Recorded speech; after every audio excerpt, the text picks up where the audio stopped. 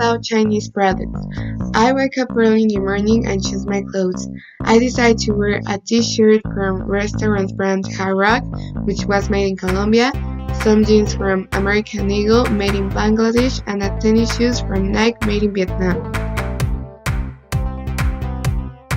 I ate an American breakfast, which was a fried egg with jam and a tortilla, and a pineapple juice from Jumex made in Mexico. To go to school, I brought my school bag made in Vietnam and my notebooks, which were made in Spain. I took my classes and go back to my house and ate potato with chorizo, which is considered a Spain dish. Also, a apple soda made in Mexico.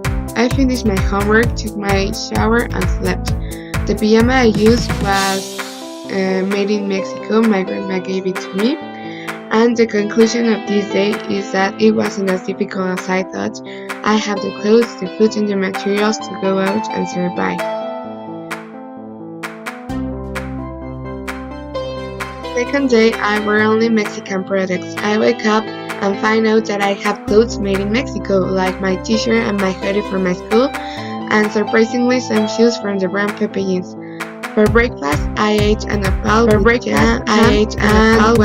with a pineapple juice from Jumex. Ingredients were bought in the market. Ingredients were bought in the market and the butcher and tea shop. For school, I brought with me a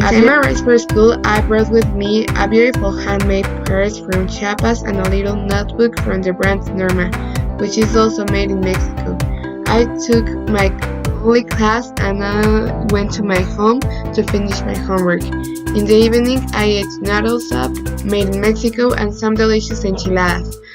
I ended up studying for a quiz for the next day, took a shower, and put my pajamas that I mentioned before. The conclusion of this day is that I've got surprised for having clothes and products made in Mexico.